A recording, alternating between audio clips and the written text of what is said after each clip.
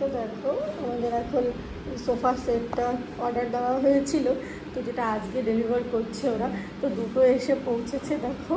তো আমরা 5টার সেট নিয়েছিলাম, তো আর একটা আসছে,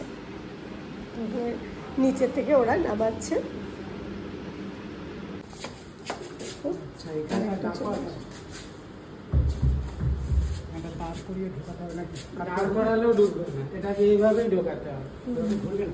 দাঁড় করার মতো হাইটই নেই, দরজার হাইট গুলো সব ছোট ছোট।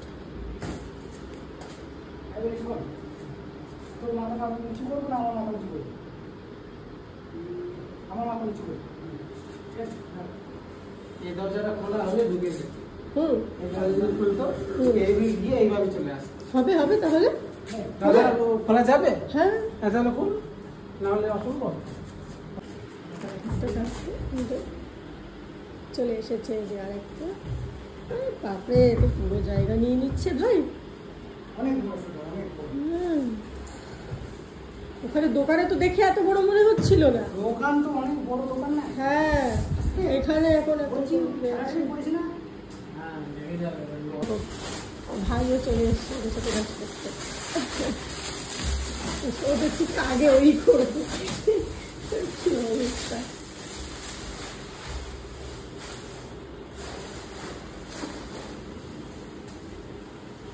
পুরো জায়গা নিয়ে নিল রে ভাই। এগুলো না ঠেলাঠেলি করলে হবে না। এটা আরেকটু ক্লোজ করা যাবে না ভেতর ওই দিকটাতে? ওই বড়টাকে একটু ওদিকে সরিয়ে দিন ভেতর দিকটাতে। আমার সোনা সোফাতে বসেও পড়েছে। মা কইছে কইছে মা, তোর মুখটা অফ কেন? কইছে ওরে বাবা রে। তো দেখো, তোমাদের একটু ভালো করে সোফাটা দেখিয়ে দিই। এই দেখো, এই ওটা পড়ে গেছে। এই হলো আমাদের সোফাটা।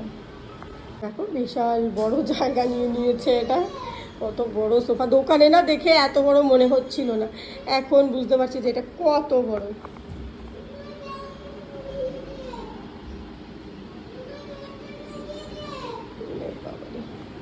তো এখান থেকে বসে কিন্তু সিনেমা দেখতে সেই মজা হবে। দাঁড়াও তোমাদের সামনেটাও দেখাই। তো এই দেখো, এখান থেকে বসে, এই যে এখান থেকে বসে আমরা টিভিতে আরামে দেখতে পারবো। ওয়াও, কত ভালো লাগছে দেখতে। তো দেখো সোফাটা তো চলে এসছে, খুব মজা হচ্ছে।